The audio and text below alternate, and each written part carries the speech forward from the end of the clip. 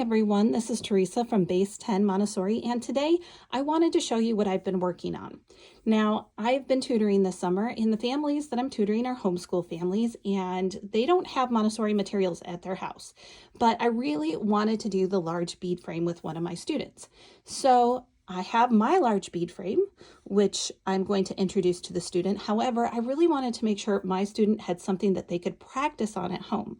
So I decided to make a little large bead frame for my student. Now, I have tried to make my own large bead frame before.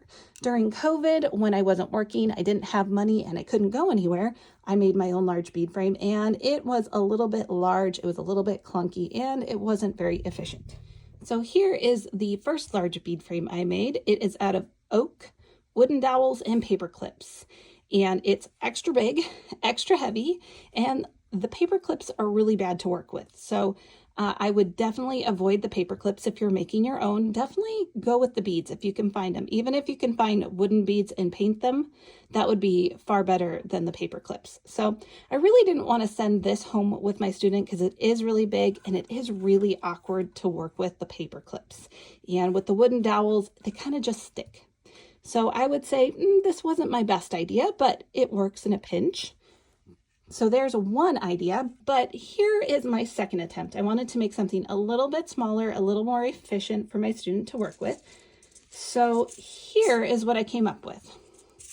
Now I'm just using things that I have laying around the house, and this actually folds. I had some wire laying around the house, nothing expensive. It's just something I had extra. I was actually looking for silver wire for jewelry making, but this is what I could find. So I have that. I have just some plain plastic jewelry beads. And these frames right here, they were just leftover sitting in a box for a few years from a project that I had finished.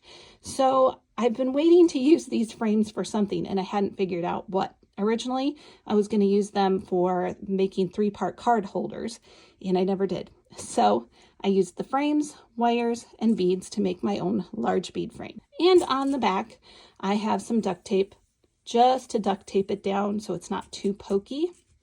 And of course, that allows you to fold it. If you know the large bead frame really well, you'll know right now this is upside down. And I thought about a student who's looking at this the first time. This could be a little confusing, right?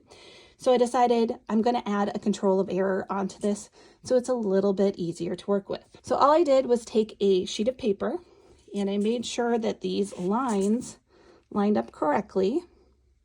So we have units, tens, hundreds, thousands, 10,000s, 100,000s, and 1 million right here.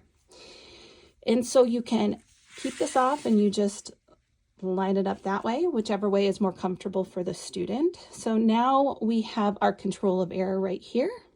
We have our bead frame right here, and yeah, maybe it's a little bit clunky. I'm hoping it'll do the job. I haven't introduced it yet to my students, so I'm waiting to see how that goes. But I think the idea is good, and there's probably a lot of ways I could improve it for the future. But for this time around, this is my second attempt at making a large bead frame. Now, I kind of like the idea that it can fold up. You can put it in a little box, even a shoe box, and just take it with you.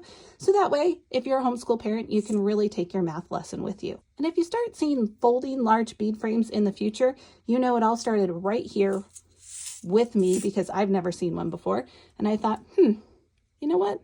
That's not a bad idea. So anyways, that's all I really wanted to show you today. I just wanted to show you an easy way to try and make some of your own materials so that it doesn't cost a lot of money, and you can just use things around your house to start making some Montessori materials. And also, I would love to hear from you if you are also making your own Montessori materials. What are you making at your house? What have you used to make Montessori materials, and how did it work for you? So anyways, drop a comment down below, and if you like what I'm doing here, don't forget to like, share, comment, and subscribe to the channel, and I will see you in the next video.